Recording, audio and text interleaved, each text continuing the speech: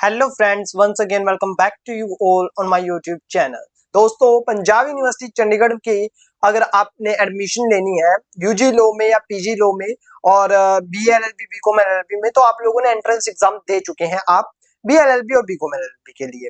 और इसके लिए आपने एंट्रेंस दिया था, तो अब जो आपका है आपने university institute of legal studies के लिए दिया था। तो अब आपका क्या क्वेश्चन है कि भैया हमें कट ऑफ बता दीजिए कि कितनी कट ऑफ जाएगी।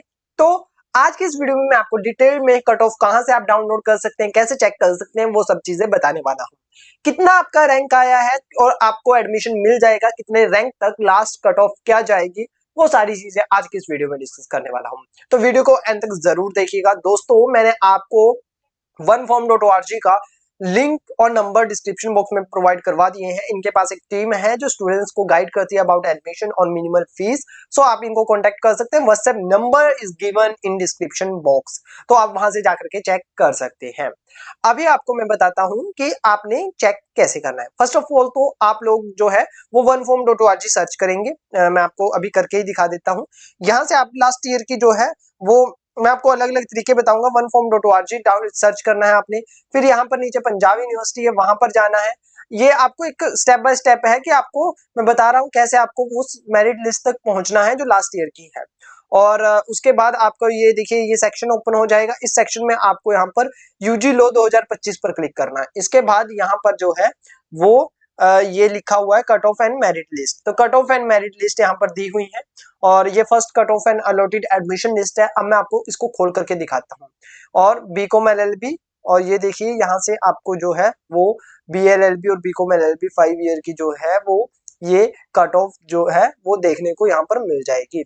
अभी ये 17 पेजेस की कट ऑफ है, ठीक है। तो पहले देखते हैं कि किस तरीके से ये दिखती है और क्या क्या इसमें होती हैं चीजें।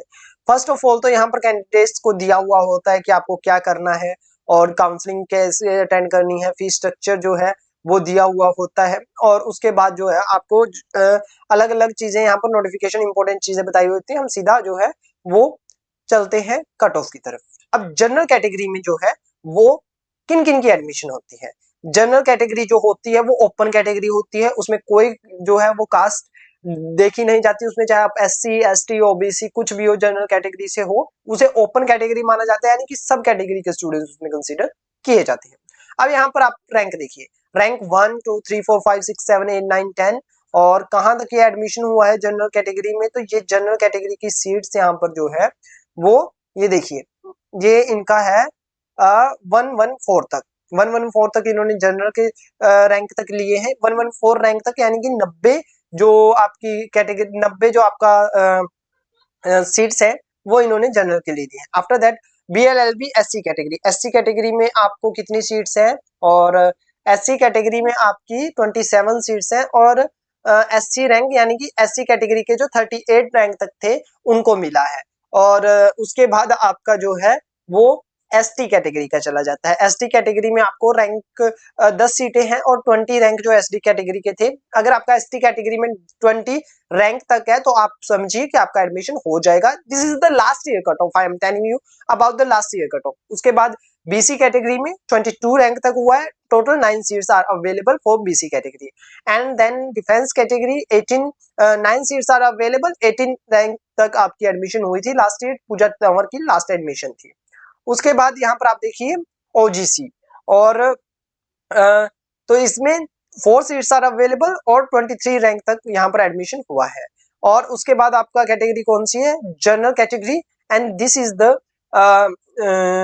Provisional list. और इसमें आपको जो है वो बीकॉम एलएलबी का दिया हुआ है। बीकॉम एलएलबी में सेम एज इट इज आप देख सकते हैं। बीकॉम एलएलबी में यहाँ पर रैंक जो है वो आपको कम कट ऑफ जाती है, ये मैं आपको बता देता हूँ। तो इस तरीके से आप इस लिस्ट को देख सकते हैं। oneform.org की वेबसाइट पर जाकर के इनके काउंसलर से भी आप बात कर सकते हैं। लिंक्स आपको डिस्क्रिप्शन बॉक्स में दिए हुए हैं, वो आपको बता देंगे अबाउट द कट ऑफ। तो अब मैं आपको बताता हूँ आपको ऑफिशियल वेबसाइट से कैसे डाउनलोड करना है। आपको यूआईएलएस की वेबसाइट पर जाना है, यूआईएलएस पीयूसीएसजी सर्च करना है। उसके बाद आपको जो है वो नोटिस बोर्ड वाले सेक्शन में जाना है। नोटिस बोर्ड वाले सेक्शन में जाकर के आपने एडमिशन नोटिस पर क्लिक करना है। जैसे ही आप एडमिशन नोटिस पर क्लिक करते हो तो यहाँ पर आपका जो है वो ये जो लिस्ट है ये देखिए पिछले कई सालों की लिस्ट आपको यहाँ पर देखने को मिल जाएंगी। लाइक आप देखिए मैंने आपको फर्स्ट लिस्ट दिखा दी है।